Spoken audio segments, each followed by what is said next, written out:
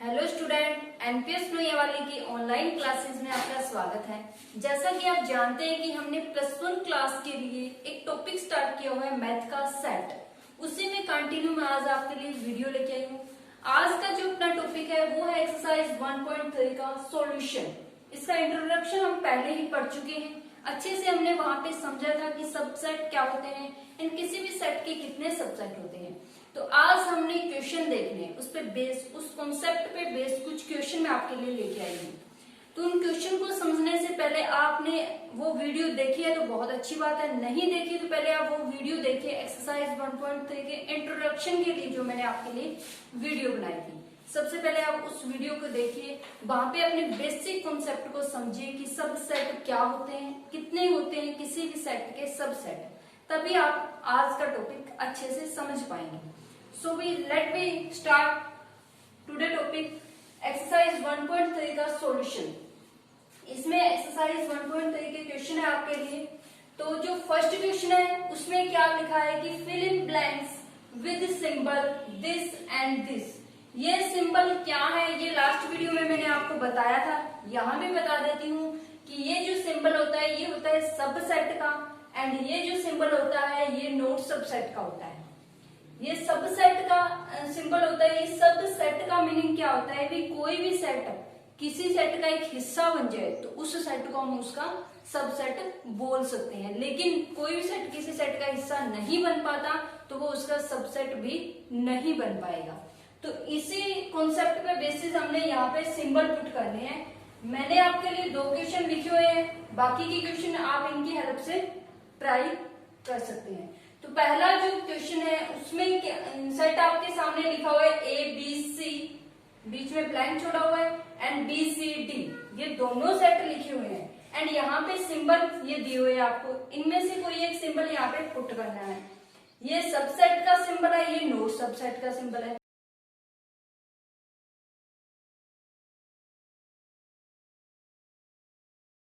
जब A B C B C D का एक हिस्सा होगा, यानी कि इस वाले ए बी सी इस सेट में इस यही एलिमेंट होंगे, लेकिन देखिए A B C B C D का तभी सबसेट बन जाएगा, तभी सबसेट बनेगा जब A B C B C D का एक हिस्सा होगा।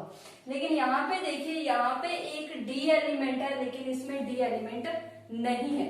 इसमें भी डी एलिमेंट होता तो ये जो सेट है इसका सबसेट बन जाता, लेकिन यहाँ पे नहीं है। So this set is not subset of BCD, तो ये इसका सबसेट नहीं बन पाएगा। सेकंड क्वेश्चन पे आते हैं। सेकंड क्वेश्चन में लिखा है कि x is a student of class +1 of your school, and उसके बाद ब्लैंक छोड़ा हुआ है बीच में, x is student of your school. आपके स्कूल के जो +1 क्लास के स्टूडेंट है, एंड सेकंड सेट आपको दिया हुआ है कि आपके स्कूल के जो स्टूडेंट है।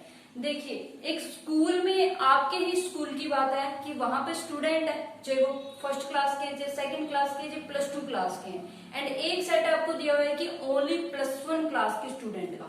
तो +1 क्लास के जो स्टूडेंट होंगे तो वो स्कूल में ही, इसका मतलब +1 क्लास के स्टूडेंट कहाँ पे आ गए, स्कूल में आ गए। स्कूल में आ गए इसका मतलब ये वाला जो सेट है इस सेट में समा गया, ये वाला सेट इस सेट में कंटेन होता है, यानी कि +1 क्लास के स्टूडेंट स्कूल का ही एक हिस्सा है। इट मीन्स ये जो सेट है आपके पास वो इस सेट का ही एक हिस्सा बन गया। इसका मतलब क्या हो जाएगा कि this set is subset of this set, तो ये वाला सेट इस सेट का सबसेट बन जाएगा। तो पहले भी मैंने आपको बताया था कि कोई भी सेट किसी का सबसेट कब बनेगा, जब वो सेट सामने वाले सेट का हिस्सा बन जाता है, तभी वो उसका सबसेट बन पाएगा। नेक्स्ट अपने पास क्वेश्चन नंबर 2 है। क्वेश्चन नंबर 2 में क्या पूछा है कि जो फ्लोइंग आपको स्टेटमेंट दी हुई है वो ट्रू है या फॉल्स है। तो फ्लोइंग स्टेटमेंट ट्रू या फॉल्स आपको set and note subset and note subset के हिसाब से ही दी हुई है, जैसा कि हमने फर्स्ट क्वेश्चन में देखा था कि कोई भी सेट किसी का सबसेट बनता है या नहीं। यहाँ पे आपको सिंबल पुट किया हुआ है, जस्ट आपने देखना है कि ये स्टेटमेंट ट्रू है या फॉल्स है। तो देखिए इसका फर्स्ट पार्ट में क्या लिखा हुआ है कि ये जो सेट है आपके पास ए बी, इसमें 2 एलिमेंट है ए एंड बी, एंड जो सेकंड आपको सबसेट दिया हुआ है उसमें 3 एलिमेंट है बी सी ए, 3 एलिमेंट है। इसने क्या कहा है कि जो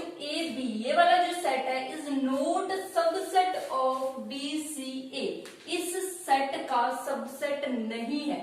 देखिए सबसेट के लिए आप पहले ही अच्छे से जानते हैं कि कोई भी सेट किसी का सबसेट कब बनता है, जब किसी के एलिमेंट किसी सेट में समा जाए, यानी कि ये जो एलिमेंट है इस सेट में होने चाहिए, तभी इसका सबसेट होगा। ये एलिमेंट इस सेट में नहीं है तो ये इसका सबसेट नहीं होगा। ये कहता है कि ये वाला सेट इसका सबसेट नहीं है, यानी कि अकॉर्डिंग टू दिस स्टेटमेंट इसमें जो एलिमेंट है वो इस सेट में नहीं होने चाहिए। तो देखिए ए एलिमेंट इस सेट में है, यस ए एलिमेंट इस सेट में है, बी एलिमेंट इस सेट में है, यस बी भी एलिमेंट है, यानी कि दोनों एलिमेंट इस सेट में आ गए। इसका मतलब तो ये जो सेट है वो इस सेट का सबसेट बन गया। लेकिन अकॉर्डिंग टू स्टेटमेंट क्या है कि A B is not subset of B C A, so ये क्या हो गया, फॉल्स हो गया। दिस स्टेटमेंट इज फॉल्स, ये स्टेटमेंट फॉल्स हो गई। सेकंड पे आते हैं। सेकंड में आपको सिंगलटन सेट, सिंगलटन सेट कौन सा होता है, जिसमें एक ही एलिमेंट होता है। तो ये एक सिंगलटन सेट दिया हुआ है कि ये इसका सबसेट है किसका, ए बी सी, जिसमें 3 एलिमेंट है। ये सिंगलटन सेट इस सेट का सबसेट है। इसका मतलब इस सेट का जो एलिमेंट है वो इस सेट में आना चाहिए। तो इस सेट में एक ही एलिमेंट है ए, जो कि इस सेट में है। साफ साफ दिखाई देता आपको। इट मीन्स ये जो सेट है इस सेट का सबसेट बन गया। एंड अकॉर्डिंग टू स्टेटमेंट भी यही है कि ये जो सेट है इसका सबसेट है। इट मीन्स ये स्टेटमेंट आपके पास क्या होगी, ट्रू। ये स्टेटमेंट ट्रू होगी। नेक्स्ट पे आते हैं। ये आपको सेट दिया है सिंगलटन सेट, जिसमें एक ही एलिमेंट है ए, बिलोंग, ये बिलोंग का सिंबल है, बिलोंग टू दिस सेट। तो बिलोंग एंड सबसेट, ये कॉन्सेप्ट बहुत ही समझने वाला है क्योंकि ये थोड़ा सा कंफ्यूजिंग कॉन्सेप्ट है। तो इसमें आपने समझना है कि सबसेट क्या है एंड बिलोंग क्या है। ये जो एलिमेंट है ये इस सेट का होना चाहिए, ठीक है। यहाँ पे मैंने क्या बोला था, ये सेट इसका सबसेट होना चाहिए। यहाँ पे मैं बोलूंगी ये एलिमेंट इस सेट में होना चाहिए।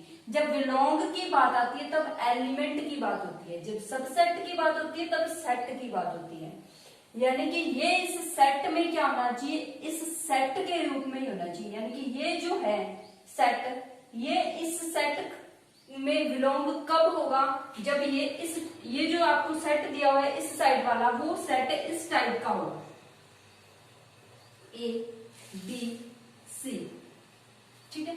देखिए जब ये सेट इस टाइप का होगा ना, तभी ये जो एलिमेंट है वो इसमें आएगा, ठीक है।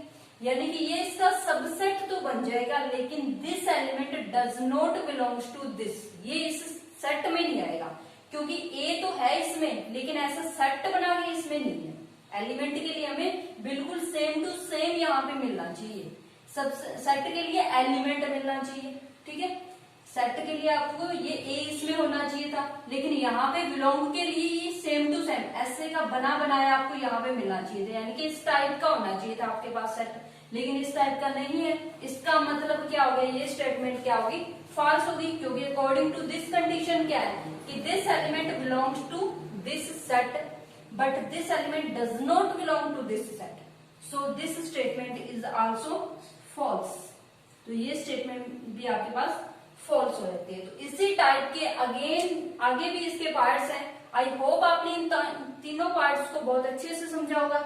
एंड बाकी के जो पार्ट्स हैं वो भी आप खुद ट्राई कर सकते हैं, क्योंकि वहां पे आपको जस्ट इतना ही देखना है कि ये इस साइड वाला जो सेट है वो इसमें है या नहीं है। नहीं है तो नोट आ जाएगा, है तो उसका सबसेट बन जाएगा। नेक्स्ट अपने पास क्वेश्चन नंबर 3 है। क्वेश्चन नंबर 3 में आपको एक सेट दिया हुआ है जिसमें एलिमेंट है 1 2 3 4 एंड 5। देखिए ध्यान से देखना इस सेट को, इसको हमने एक एलिमेंट ही मान के चला है, यानी कि इसमें कितने एलिमेंट है 1 2 3 एंड 4, 5 एलिमेंट नहीं है, ओनली 4 एलिमेंट है इसमें, ठीक है। इसको हम एक सिंगल एलिमेंट ही मान के चलेंगे। देखिए नेक्स्ट क्या लिखा है, which of the following statement are incorrect and why. इनमें से कौन सी स्टेटमेंट गलत है एंड क्यों गलत है। देखिए पार्ट्स तो इसके बहुत है, लेकिन मैंने वही पार्ट्स उठाए हैं जो कि आपको समझने चाहिए। बाकी पार्ट्स खुद आप ट्राई कीजिए, हो जाएंगे, ऐसी कोई बात नहीं है। तो मैंने वही पार्ट्स उठाए हैं जो कि आपको समझने चाहिए, जिनमें कॉन्सेप्ट आपको समझ आ जाता है अच्छे से। देखिए फर्स्ट पार्ट है इसका, 1 2 5 ये इन एलिमेंट से जो सेट बनता है, इसने कहा है कि सबसेट है ए का, यानी कि यहाँ पे भी ट्रू फॉल्स ही बताना है हमने। तो इसने कहा है कि ये इसका सबसेट है ए का, कि ये ट्रू है या फॉल्स है। तो देखिए 1 2 5 ये तीनों एलिमेंट ए में होने चाहिए, ये तीनों एलिमेंट ए में होने चाहिए, तभी ये सेट ए का सबसेट बन जाएगा।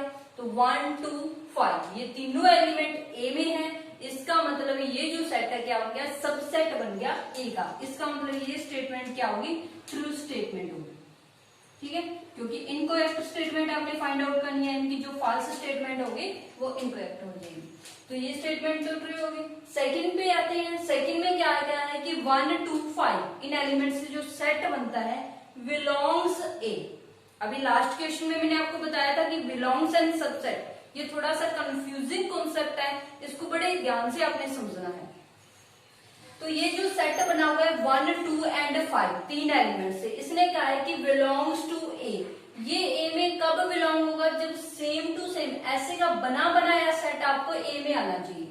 यानी कि जैसे ये सेट बना हुआ है ना, ऐसे 1 2 5 का बना बनाया सेट ए में है, तब तो वो बिलोंग होगा ए को, नहीं तो नहीं होगा। ठीक है, अब देखिए एलिमेंट तो इस सेट में है 1 2 5, लेकिन ऐसे बना बनाया सेट आपको ए में कहीं दिखाई नहीं देता, कहीं नहीं है। इसका मतलब this does not belongs to A. इसका मतलब ये स्टेटमेंट क्या होगी आपके पास, फॉल्स होगी। दिस स्टेटमेंट इज फॉल्स, तो ये स्टेटमेंट फॉल्स होगी। नेक्स्ट पे आते हैं, ये सिंबल आप अच्छे से जानते हो, ये सिंबल होता है नल सेट का, जिसको कि हम एम्प्टी सेट भी बोलते हैं। Empty set belongs to A. Empty set A में है या नहीं, empty set belongs to A का मतलब एज ए एलिमेंट, ये जो फाई है जिसको हम एम्प्टी सेट को फाई से लिखते हैं, ये जो फाई है एज ए एलिमेंट ए में होना चाहिए। लेकिन यहाँ पे एलिमेंट इतने ही है, फाई तो कहीं भी नहीं है इसमें। इसका मतलब इसने क्या लिखा है, फाई बिलोंग्स टू ए। तो इसका मतलब ये स्टेटमेंट भी क्या होगी आपके पास, फॉल्स होगी। This statement is also false, तो ये स्टेटमेंट भी आपके पास फॉल्स होगी। नेक्स्ट पे आते हैं, empty set is subset of A. देखिए यहां से आपको कंफ्यूजिंग भी नहीं होगा। देखिए इसमें यहाँ पे लिखा था फाइव बिलोंग्स टू ए, यहाँ पे लिखा है five subset of A. Five belongs to A का मतलब फाइव क्या होना चाहिए, एज ए एलिमेंट ए में होना चाहिए, जो कि नहीं था इसलिए फॉल्स आ गया। लेकिन यहाँ पे लिखा है कि फाइव सबसेट ऑफ ए, यानी कि एक ऐसा सेट जिसमें कोई एलिमेंट नहीं है, तो वो सबसेट बन जाएगा ए का, क्योंकि कोई एलिमेंट फाइव में से उठा के हम कह ही नहीं सकते कि ए में नहीं है, क्योंकि इसमें कोई एलिमेंट ही नहीं है फाइव में। इसका मतलब फाइव एम्प्टी सेट, मैंने आपको लास्ट वीडियो में भी बताया था कि एम्प्टी सेट सभी सेट का, चाहे वो कितना ही बड़ा सेट है चाहे कितना ही छोटा सेट है, एम्प्टी सेट सभी का सबसेट होता है। इसका मतलब ये जो सेट है ये ए का सबसेट हो जाएगा, इसलिए ये स्टेटमेंट आपके पास क्या आ जाएगी, ट्रू आ जाएगी। तो यहाँ पे समझने वाला एक ही कॉन्सेप्ट है आपके लिए, बिलोंग एंड सबसेट। बिलोंग के लिए हमने एलिमेंट देखना है, जैसे का जैसा बना बनाया सेट, यानी कि जैसे ये था, ये बना बनाया सेट ए भी है, तब तो ये बिलोंग हो जाएगा। लेकिन जब सबसेट देखना है तो एलिमेंट देखने की 1 2 5 इस सेट में एलिमेंट है या नहीं। ऐसे बाकी के पार्ट्स हैं जिसमें आपको ये यहाँ से कॉन्सेप्ट क्लियर हो गया, आपको कॉन्सेप्ट समझ में आ गया, तो बाकी के पार्ट्स आपके अच्छे से हो सकते हैं। नेक्स्ट क्वेश्चन अपने पास चौथा क्वेश्चन है, इसमें बोलना है कि जो फ्लोइंग सेट आपको दिखाई देते हैं उसके आपने सभी सबसेट लिखने हैं, जितने भी सबसेट एग्जिस्ट होते हैं। किसी भी सेट के कितने सबसेट एग्जिस्ट होते हैं ये मैंने आपको लास्ट वीडियो में बताया था कि कैसे आपको पता लगेगा। सबसे पहले आप कितने सबसेट उसके एग्जिस्ट होते हैं ये निकालो, उसके बाद उसके सबसेट हम निकाल सकते हैं कि कौन कौन से उसके सबसेट होंगे। जैसे कि फर्स्ट है आपके पास, फर्स्ट में एक सिंगलटन सेट है जिसमें ए अकेला ही एलिमेंट है। पहले इसके सबसेट निकालते हैं फर्स्ट के लिए कि कितने इसके सबसेट एग्जिस्ट होंगे। नंबर ऑफ सबसेट्स ऑफ ए, इस सेट के हमें सबसेट निकालने कि कितने एग्जिस्ट होंगे। तो मैंने आपको कैसे बताया था, बेस में हमेशा 2 आता है एंड एक्सपोनेंट में कितने एलिमेंट है किसी सेट में, तो कितने एलिमेंट है, एक ही एलिमेंट है तो 2 की 1 आ जाएगा, यानी कि इसके कितने सबसेट एग्जिस्ट होंगे, 2 सबसेट एग्जिस्ट होंगे।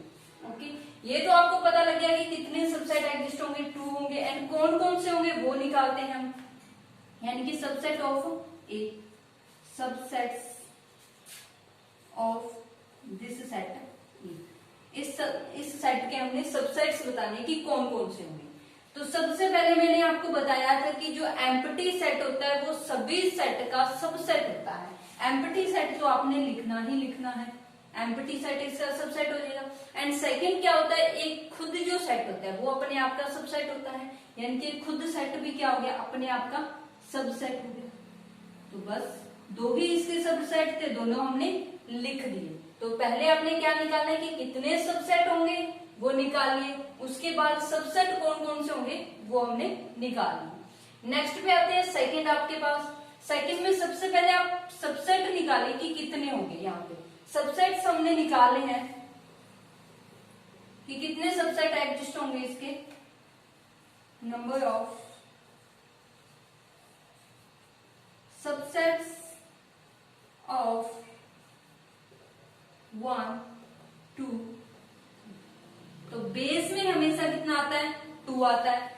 एक्सपोनेंट में कितना आता है, यहाँ पे एक्सपोनेंट में जितने एलिमेंट है, कितने एलिमेंट है, 3 एलिमेंट है, तो ये बन जाएगा 2 की क्यूब, यानी कि इसमें कितने एलिमेंट आएंगे, 8। यानी कि इसके कितने सबसेट होंगे, 8 सबसेट होंगे। इस सेट के 8 सबसेट एग्जिस्ट होंगे। अब कौन कौन से सबसेट एग्जिस्ट होंगे वो देखो। सबसे पहले तो एम्प्टी सेट आपने लिखना है, एम्प्टी सेट इसका सबसेट बन जाएगा। उसके बाद ये खुद सेट अपना सबसेट बन जाएगा, 1 2 3, ये भी अपने आप का क्या बन जाएगा, सबसेट बन जाएगा। नेक्स्ट एक एक एलिमेंट उठा लो आप, ठीक है, एक एक एलिमेंट उठा लेते हैं। 1 ये भी सबसेट बन गया, 2 ये भी सबसेट बन गया, 3 ये भी सबसेट बन गया। उसके बाद 2 एलिमेंट उठाने आपने, 1 2 2 3 एंड 1 3। तो काउंट कीजिए, क्या ये 8 सबसेट बन गए, यस ये 8 सबसेट बन गए। सबसे पहले हमने क्या काउंट किए कि इसके कितने सबसेट एग्जिस्ट होंगे, उसके बाद कौन कौन से इसके सबसेट होंगे। तो किसी भी सेट के सबसेट निकालें तो पहले आप ये निकाल लीजिए कि उसके कितने सबसेट एग्जिस्ट होंगे, उसके बाद आप निकालिए कि कौन कौन से इसके सबसेट होंगे। तो उसमें सबसे पहले तो आपको एक बात ध्यान में होनी चाहिए कि एम्प्टी सेट सभी सेट का सबसेट होता है एंड खुद सेट भी अपने आप का सबसेट होता है। उसके अलावा कितने एग्जिस्ट होंगे वो आप लिख सकते हैं। तो बाकी के पार्ट्स आप इसके खुद ट्राई कीजिए। नेक्स्ट क्वेश्चन 5th है अपने पास। क्वेश्चन नंबर 5th में क्या पूछा है, how many elements P has if A equal empty. A empty set है तो इसमें कितने एलिमेंट होंगे, किसमें कितने एलिमेंट होंगे, पी ए में। पी ए क्या सेट है, ए के जितने भी सबसेट है उसका एक सेट बना दिया, उसको बोल दिया P A. And P A को हम क्या बोलते हैं, पी ए क्या है आपके पास, पावर सेट ऑफ ए, जो कि लास्ट वीडियो में आपको अच्छे से बताया है कि ए सेट के जितने भी सबसेट बनते हैं उन सबके सेट को हम क्या कहते हैं, पी ए बोलते हैं। अब आपको सेट क्या दिया हुआ है, एम्प्टी सेट दिया हुआ है। सेट आपको एम्प्टी सेट दिया हुआ है, ये बताना है कि इसके कितने सबसेट एग्जिस्ट होंगे, क्योंकि जितने सबसेट होंगे उतने ही पी ए में एलिमेंट होंगे। तो किसी भी सेट के कितने सबसेट एग्जिस्ट होते हैं कैसे निकालते हैं हम, number of subsets of A, subsets of A 2 हम बेस में लेते हैं एंड यहाँ पे एक्सपोनेंट में हम क्या लेते हैं कि उस सेट में कितने एलिमेंट है। देखो ए एम्प्टी के इक्वल है, एम्प्टी सेट क्या होता है, नल सेट जिसमें कोई एलिमेंट नहीं होता, इसका मतलब इस सेट में कोई एलिमेंट नहीं है, तो एक्सपोनेंट क्या आ रही है आपके पास, 0। एंड किसी की भी एक्सपोनेंट 0 होती है तो उसकी वैल्यू कितनी होती है, हमेशा 1। इसका मतलब ए के कितने सबसेट एग्जिस्ट होंगे, ओनली 1, एंड वो भी कौन सा होगा, एम्प्टी खुद ही होगा। इसका मतलब पी ए में एलिमेंट कितने होंगे, यानी कि number of element in P A, element number of element को एन से लिख दिया मैंने, पी ए एक सेट है, इस सेट में कितने एलिमेंट होंगे, only 1 element. Next question number 6 पे आते हैं। क्वेश्चन नंबर 6 में आपको सेट बिल्डर फॉर्म दी हुई है, इसको एज ए इंटरवल्स आपने लिखना है। इंटरवल्स में आप इसे कैसे लिखते हो ये लास्ट वीडियो में मैंने आपको बताया था कि सेट बिल्डर फॉर्म दी हुई है उसको आप एज ए इंटरवल्स आपने कैसे लिखना है। तो देखिए कैसे लिखेंगे इसको। फर्स्ट पे आते हैं। फर्स्ट में आपको क्या दिया है कि एक्स इसमें ऐसे एलिमेंट्स हैं जो कि -12 से बड़े हैं लेकिन -10 से छोटे हैं। -12 से बड़े एलिमेंट एंड -10 से छोटे एलिमेंट हमें एज ए इंटरवल्स लिखना है इन्हें। इंटरवल्स में क्या बनेगा, सबसे पहले आपने क्या देखना होता है कि यहाँ पे x के दोनों साइड इक्वल का साइन है या नहीं है। इक्वल का साइन इस साइड भी है ना ही इस साइड इक्वल का साइन है, इसका मतलब कौन सा इंटरवल आएगा, open interval. And open interval के लिए ये सिंबल यूज होते हैं, ये दोनों सिंबल ओपन इंटरवल के लिए यूज होते हैं। उसके बाद हमने एलिमेंट लिख देने हैं -12, -10। तो ये इसका एज ए इंटरवल हमने इस सेट को ऐसे लिख दिया। एज ए इंटरवल हम इस सेट को ऐसे लिख सकते हैं, -12, -10 in open interval. Next second पे आते हैं। ये भी आपको सेट बिल्डर फॉर्म दी हुई है, इसको एज ए इंटरवल लिखना है कि इंटरवल इसमें क्या बनेगा। तो इंटरवल लिखने के लिए सबसे पहले आप देखिए कि यहाँ पे जो x के दोनों साइड इक्वल का साइन है या नहीं है। तो देखिए x -4 से बड़ा है लेकिन 6 से छोटा भी है, उसके इक्वल भी है।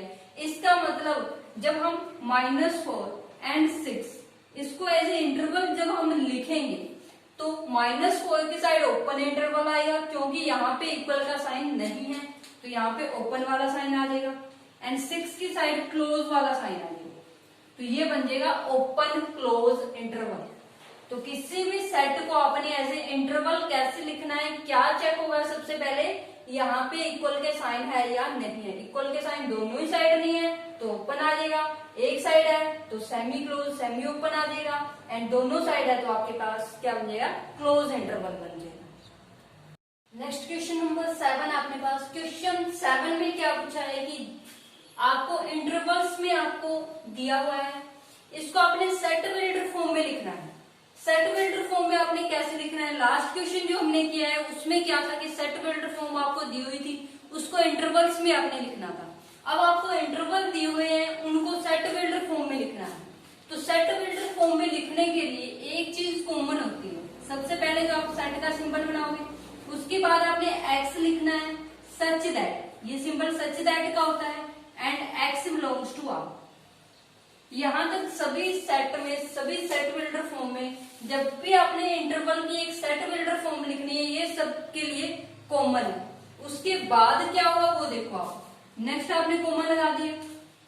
अब यहाँ पे चेक कीजिए, सबसे पहले तो आपने क्या लिखना है कि x जो इसका इनिशियल पॉइंट है, ये इसका इनिशियल पॉइंट हो गया, ये फाइनल पॉइंट हो गया। इनिशियल पॉइंट क्या है इसका 6, यानी कि जहां से इंटरवल स्टार्ट होता है, तो x ग्रेटर देन 6 यानी कि x 6 से बड़ा होगा। फाइनल पॉइंट क्या है 12, यानी कि 12 पे इंटरवल खत्म हो जाता है, तो x लेस देन 12। इतना लिख दिया हमने।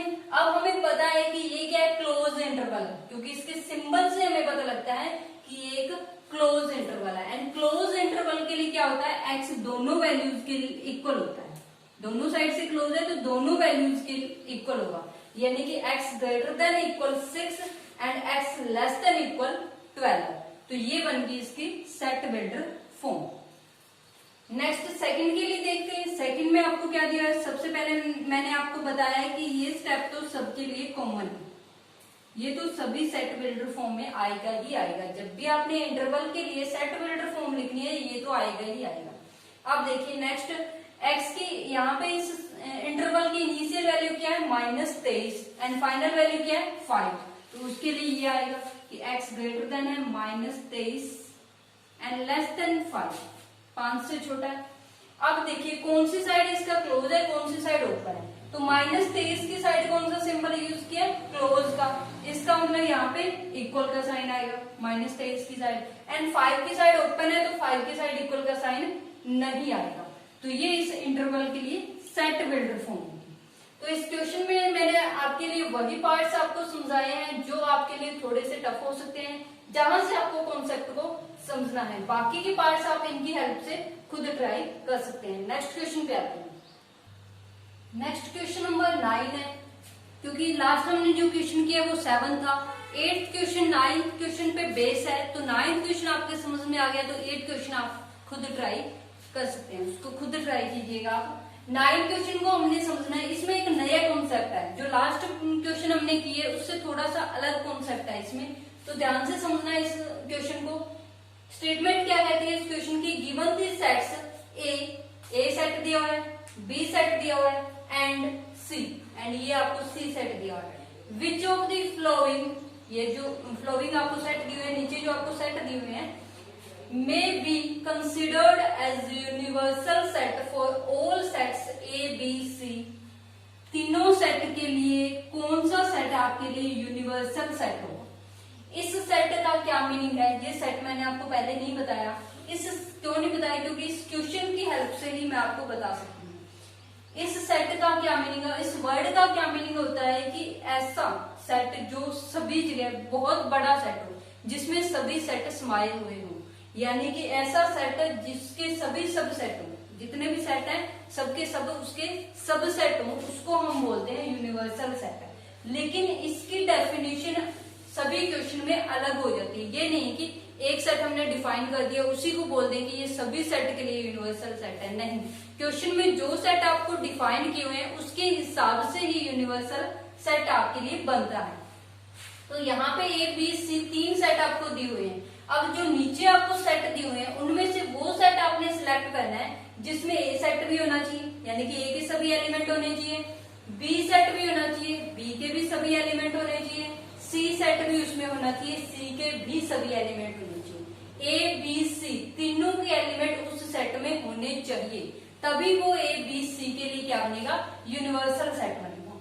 तो देखते हैं कौन सा ऑप्शन सही है। पहले ऑप्शन में आपको क्या दिया है, ये एलिमेंट आपको दिए हुए हैं कि 0 1 2 3 4 5 6, ये सेट आपको दिया हुआ है। इसमें देखिए ए सेट है, यस ए सेट के एलिमेंट इसमें है, बी सेट है, यस बी सेट के भी एलिमेंट है, सी सेट है, सी सेट का एक जो एलिमेंट है वो इसमें नहीं है, यानी कि ए बी सी तीनों के लिए यूनिवर्सल सेट नहीं बन सकता। इसका मतलब ए ऑप्शन सही नहीं है। सेकेंड ऑप्शन पे आते हैं एम्प्टी सेट। एम्प्टी सेट में तो कोई एलिमेंट होता ही नहीं, तो ये एलिमेंट कहां से होंगे इसमें, इसका मतलब सेकेंड ऑप्शन भी सही नहीं है। थर्ड पे आते हैं, थर्ड में देखते हैं ए सेट के एलिमेंट है, यस ए सेट के एलिमेंट है, बी सेट के एलिमेंट है, यस बी सेट के भी एलिमेंट है, सी सेट के एलिमेंट है, यस सी सेट के भी एलिमेंट है। यूनिवर्सल सेट जिसमें ए बी सी तीनों के एलिमेंट हो, साथ में एक ज्यादा एलिमेंट भी हो सकता है, एक से ज्यादा एलिमेंट एक्स्ट्रा एलिमेंट आपके पास हो सकते हैं, लेकिन ए बी सी के सभी एलिमेंट उसमें होने चाहिए। तो यस थर्ड में ए बी सी के तीनों के आपके एलिमेंट इसमें आते हैं, इसका मतलब थर्ड ऑप्शन आपके लिए सही हो जाता है। नेक्स्ट चौथे पे आते हैं, क्या होगा चौथा भी इसके लिए यूनिवर्सल सेट बन जाए। तो देखिए चौथे में देखिए आप ए के एलिमेंट है, यस ए के एलिमेंट भी है, बी के एलिमेंट इस सेट में है, यस बी के भी है, सी के एलिमेंट इस सेट में नहीं है, सी का जो फर्स्ट एलिमेंट है वो इस सेट में नहीं है। इसका मतलब ये सेट भी ए बी सी तीनों के लिए यूनिवर्सल सेट नहीं बन सकता। तो इसकी डेफिनेशन जो सभी क्वेश्चन के हिसाब से अलग हो जाती है। इसका मतलब ये नहीं कि यही सेट सभी सेट के लिए यूनिवर्सल सेट बनेगा, नहीं, ये सेट जो ए बी सी के लिए यूनिवर्सल सेट है। आज के एक्सरसाइज 1.3 के सॉल्यूशन को आपने अच्छे से समझा होगा, नोटबुक पे भी आपने अच्छे से नोट किया होगा। तो इस लॉकडाउन में एनपीएस नूयावाली ने आपकी बहुत हेल्प की है। जब भी आप एनपीएस नूयावाली का यूट्यूब चैनल खोलते हो तो सभी सब्जेक्ट के लिए आपको बहुत कुछ सीखने को मिलता है। सो कीप वॉचिंग एनपीएस नूयावाली। Thank you so much.